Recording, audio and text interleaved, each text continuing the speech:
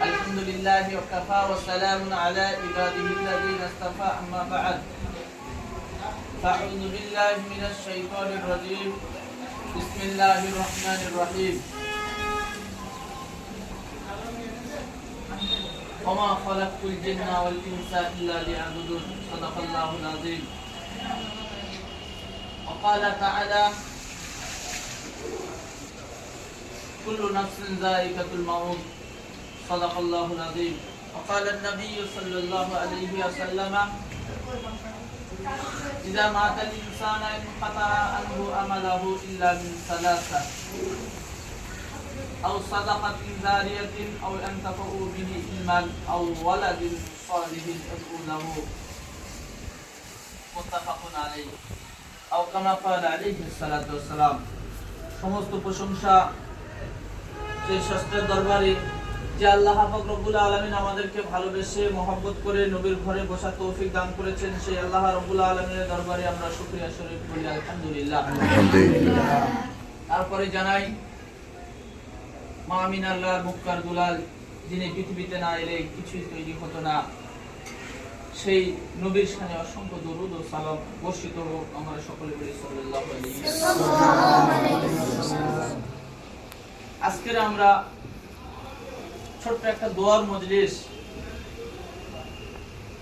জন্য আমরা সকাল থেকে কালামুল্লাহ শরীফ পড়া হয়েছে এবং কালেমা শরীফ পড়া হয়েছে।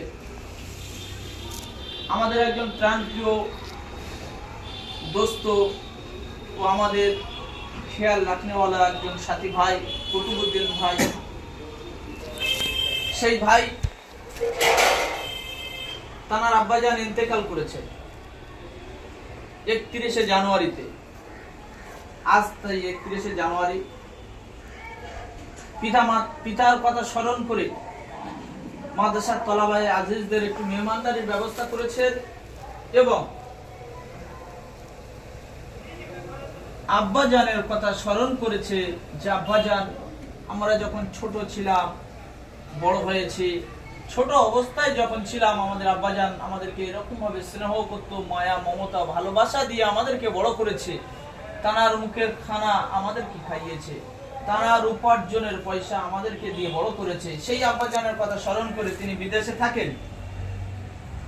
আব্বাজানের কথা মনে পড়ে যাওয়ার সাথে সাথে আব্বাজানের জন্য কোরআন শরীফ খতম করতে বললেন এবং তলাবাই আজিজদেরকে দিয়ে একটু পড়াশোনা, তাদেরকে একটু মেহমানদারির ব্যবস্থা করিয়েছেন।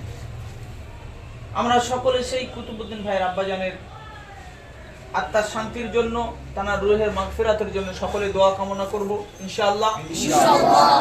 আমরা মন থেকে দোয়া করব আল্লাহ পাক যেন তার আব্বাজানকে জান্নাতের উঁচু মাকাম দান করেন। সকলে বলেন আল্লাহুম্মা আমিন। আল্লাহ পাকের রাসূল সাল্লাল্লাহু আলাইহি ওয়াসাল্লামের হাদিসে বলেছে, কোরআনের আয়াত দুটো পড়েছি, যে প্রত্যেকটা প্রাণীর মৃত্যুর স্বাদ গ্রহণ করতে হবে, প্রত্যেকটা নফসকে মৃত্যুবরণ করতে হবে। আমরা যা এসেছি সকলে মৃত্যুবরণ করব, যারা আসবে পিছনে তারাও মৃত্যুবরণ করবে, যারা এখনো আসেনি যারাও আসবে পিছনে তারাও সকলে চলে যাবে। তাহলে সকলকে একদিন চলে যেতে হবে, যাওয়ার আগে কিছু তৈরি করে নিয়ে যেতে হবে এই দুনিয়া থেকে। যদি না তৈরি করতে পেরেছি তাহলে আমার আপনার মতো ভাগ্যবান পৃথিবীতে আর কেউ হবে না। আল্লাহ পাকের রাসূল সাল্লাল্লাহু আলাইহি ওয়াসাল্লাম বলেছেন, যারা চলে গিয়েছে, বদ্ধ হয়ে গিয়েছে, কিছু নিয়ে যেতে পারলেন না, তাদের জন্য সুসংবাদ আমার আপনার রাসূল জানিয়ে দিলেন, ইদা মাতাল ইনসান, যখন মানুষ মারা যাবে সময়ে আমলের দরজা বন্ধ করে দেওয়া হবে। তার চোখের পাতা নড়বে না, আর হাত উঠবে না, জবানও চলবে না, সব কিছু বন্ধ করে দেওয়া হবে। পিতা যতই পাবেন মাথার কাছে গিয়ে বলো, আব্বাজান একবার তাকিয়ে দেখো আমি কে এসেছি, যে নয়নের টুকরাকে, কলিজার টুকরাকে তুমি মহব্বত করতে, ভালোবাসতে, আমাকে না দেখি তুমি থাকতে পারতে না, সেই সন্তান এসেছে, একবার তাকিয়ে দেখো। আব্বাজান আর তাকানোর ক্ষমতা থাকবে না। আব্বাজানকে যদি বলা হয়, আব্বাজান আমাকে একবার ধরে স্পর্শ করে দেখো, তোমার সেই প্রাণ প্রিয় আমি স্ত্রী এসেছি, স্বামী এসেছি, আমাকে ধরো, ধরতে পারবে না।